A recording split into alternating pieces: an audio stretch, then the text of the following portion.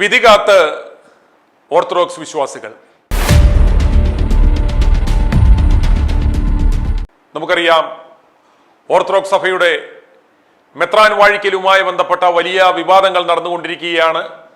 August 27-ാം തീയതി മുളന്തുരുത്തിയിൽ വെച്ച് ഒരു 4 പുതിയ മെത്രാന്മാരെ വാഴിക്കുന്നതുമായി ബന്ധപ്പെട്ട ഒരു വലിയ വിവാദമാണിപ്പോൾ നടന്നുകൊണ്ടിരിക്കുന്നത്.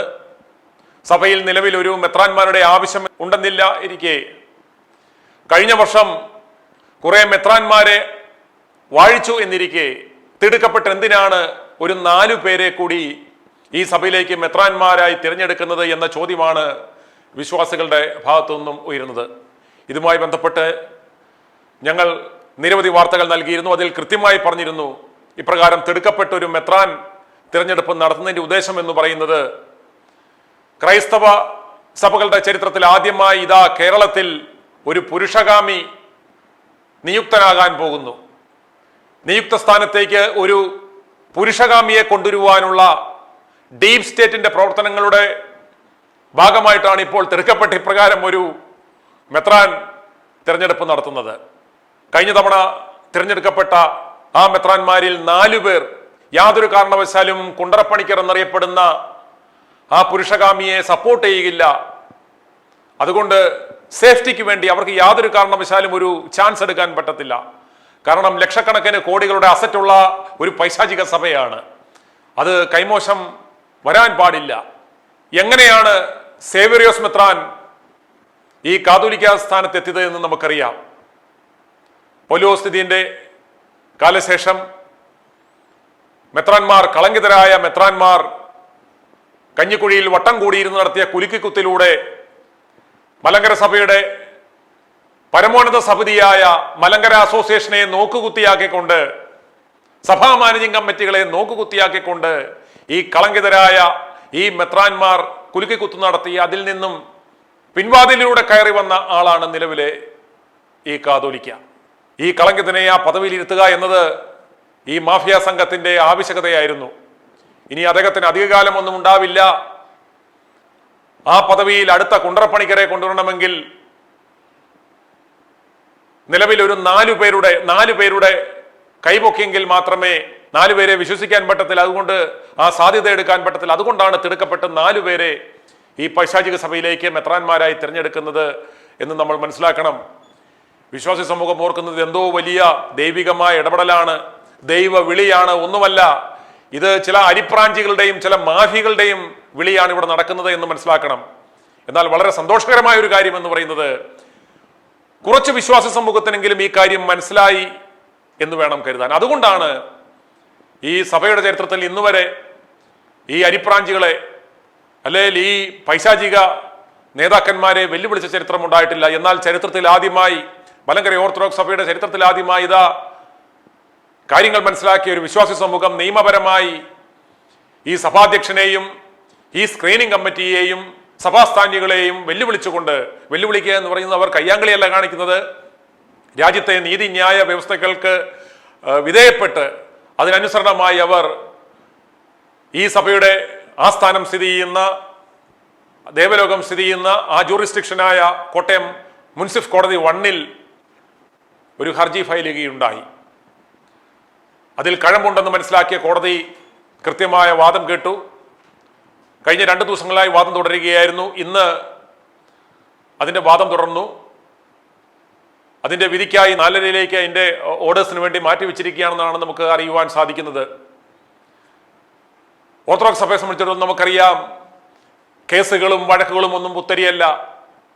കഴിഞ്ഞ 1.5 നൂറ്റാണ്ടായി ഇതുപോലെ കേസുകളും വ്യവഹാരങ്ങളും നടത്തി ആയിരക്കണക്കിന് കോടി പൊട്ടിച്ചിട്ടുള്ള ഈ സഭയെ സംബന്ധിച്ചിടത്തോളം യേശുക്രിസ്തുവല്ല ഇവരുടെ കൺകണ്ട ദൈവം. സുപ്രീം കോടതി ജഡ്ജിമാരും ഹൈക്കോടതി ജഡ്ജിമാരും കീഴ്ക്കോടതികളിലെ ജഡ്ജിമാരും ഒക്കെയാണ് ഇവരുടെ ദൈവം എന്ന് പറയുന്നത്. ദേവലോകത്തെ പ്രധാന കവാടത്തിൽ ചെന്ന് കഴിഞ്ഞാൽ നമുക്ക് യേശുക്രിസ്തുവിന്റെ ഫോട്ടോ അല്ല, അവിടെ അഡ്വക്കേറ്റ് ശ്രീകുമാറിന്റെ ഛായാചിത്രം നമുക്ക് ഒരുപക്ഷെ കാണാൻ സാധിച്ചേക്കാം. കാരണം ഈ പൈശാചിക സഭയുടെ ഈ പൈശാചിക പ്രവർത്തനങ്ങൾക്ക് നിയമസാധുത നൽകി കൊടുക്കുന്ന, നിയമോപദേശം നൽകുന്ന ശ്രീകുമാറാണ് ഈ പൈശാചിക സഭയുടെ ഇന്നത്തെ കൺകണ്ട ദൈവം. അതുകൊണ്ട് വളരെ ലാഘവത്തോടെ ഇതേതോ കുറെ അത്തപ്പാടി വിശ്വാസികൾ നടത്തുന്ന എന്തോ ഒരു പ്രതിഷേധം, ഇതൊന്നും വിലപ്പോകത്തില്ല എന്ന് കരുതിയിരുന്ന സഭാ നേതൃത്വത്തിന് തെറ്റി. ബഹുമാനപ്പെട്ട കോടതി അവരുടെ ആവശ്യത്തിൽ കഴമ്പുണ്ട്, അവരുടെ ആ നിലപാടിൽ കഴമ്പുണ്ട്. യാതൊരു സുതാര്യതയും ഇല്ലാതെ നടത്തുന്ന ഒരു മെത്രാൻ തെരഞ്ഞെടുപ്പാണ്.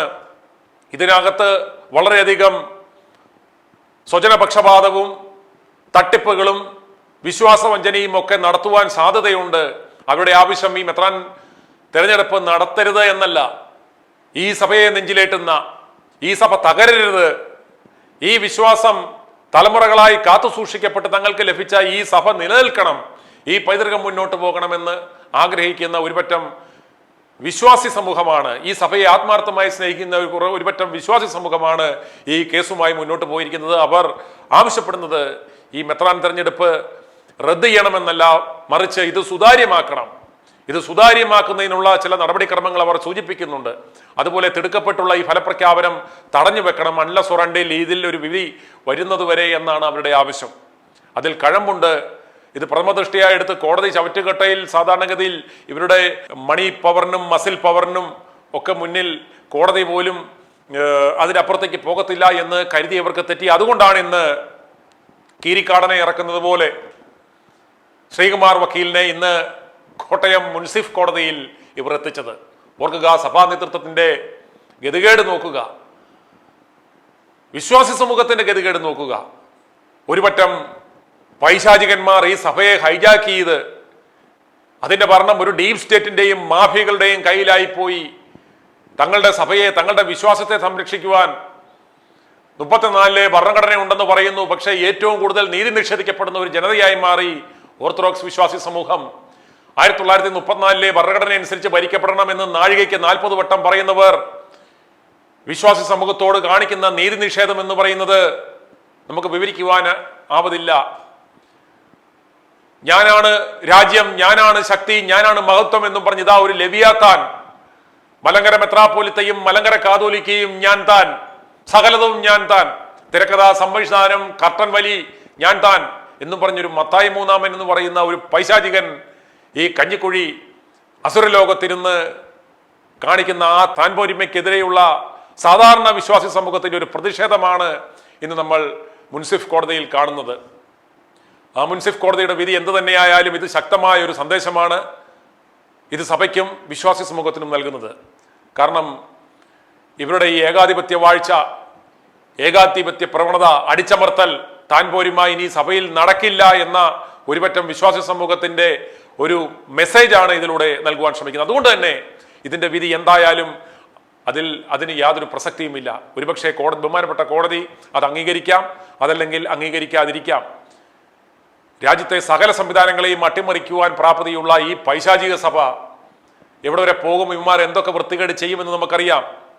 ബഹുമാനപ്പെട്ട കോടതികൾ ഇനി ഓണം വെക്കേഷനാണ്, വെക്കേഷനിലേക്ക് പോവുകയാണ്.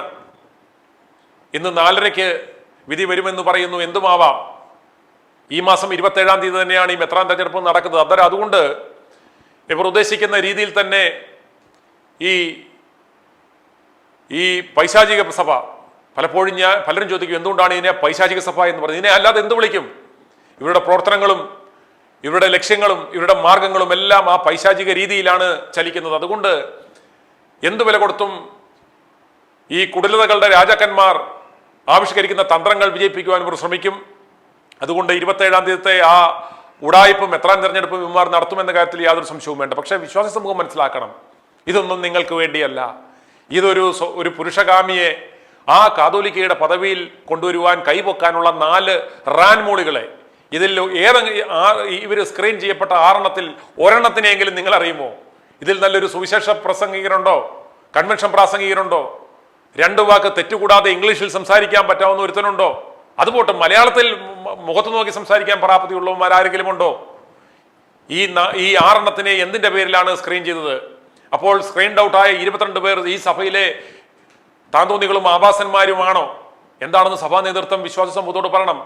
എന്തിന്റെ പേരിലാണ് നിങ്ങൾ ഈ 6 പേരെ സ്ക്രീൻ ചെയ്തത്? ഇവർക്ക് എന്ത് മെച്ചമാണ് സ്ക്രീൻ ഔട്ടായ 22 പേരിൽ ഉള്ളത് എന്ന് ഓരോ വിശ്വാസിക്കും മനസ്സിലാക്കത്തക്ക വിധത്തിൽ അത് വിശദീകരിക്കുവാൻ സഭാ നേതൃത്വം തയ്യാറാവണം. അതെങ്ങനെ? സ്ക്രീനിംഗ് കമ്മിറ്റി അധ്യക്ഷനായി വെച്ചവന്മാരെ തന്നെ നോക്കുക.